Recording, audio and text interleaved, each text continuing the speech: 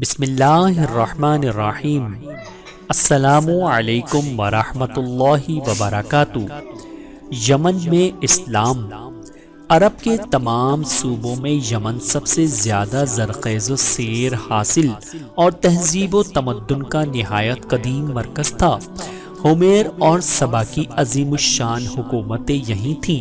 ہجرت سے پہلے یہاں اسلام کی دعوت پہنچ چکی تھی اور قبیلہ دوس میں اسلام پھیل چکا تھا، لیکن یہاں کا سب سے ممتاز اور بڑا قبیلہ ہمدان تھا۔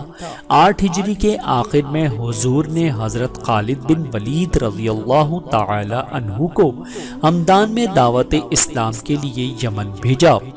6 مہینے تک دعوت دیتے رہے لیکن کامیاب نہ ہوئے، اس لیے رسول اللہ صلی اللہ علیہ وآلہ وسلم نے انہیں واپس بلا لیا اور حضرت علی رضی اللہ تعالی عنہ کو ان کی جگہ بھیجا۔ آپ کی کوششوں سے پورا قبیلہ مسلمان ہو گیا۔ حضرت علی نے جب اس واقعے کی اطلاع بارگاہ رسالت میں دی تو حضور نے سجدہ کیا اور سر اٹھا کر 2 دفعہ فرمایا، ہمدان پر سلامتی ہو۔ یمن ہی میں ایک دوسرا ممتاز قبیلہ مزحج تھا۔ سن 10 ہجری میں حضور صلی اللہ علیہ وآلہ وسلم نے ان میں تبلیغ اسلام کی خدمت بھی حضرت علی کے سپرد کی۔ انہوں نے جا کر اسلام کی دعوت دی، لیکن اس کا جواب تیر اور پتھروں سے ملا۔ حضرت علی نے مدافعت کی۔ اس مدافعت میں 20 مزحجی کی کام آ گئے، باقی بھاگ نکلے۔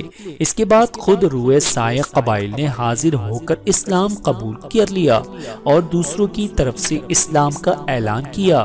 حضرت علی کے علاوہ حضرت معاذ بن جبل رضی اللہ تعالی عنہ اور حضرت ابو موسیٰ شعراء رضی اللہ تعالی عنہ بھی دعوت اسلام کے لیے یمن کے اضلاع میں بھیجے گئے۔ چلتے وقت آپ نے ان لوگوں کو جو باتیں تعلیم فرمائیں وہ در حقیقت اسلام تبلیغ کے اصول ہیں۔ آپ نے فرمایا، سہولت سے کام لینا، سخت گیری نہ کرنا، لوگوں کو خوشخبری سنانا، نفرت نہ دلانا، دونوں مل کر کام کرنا۔ سبحان اللہ۔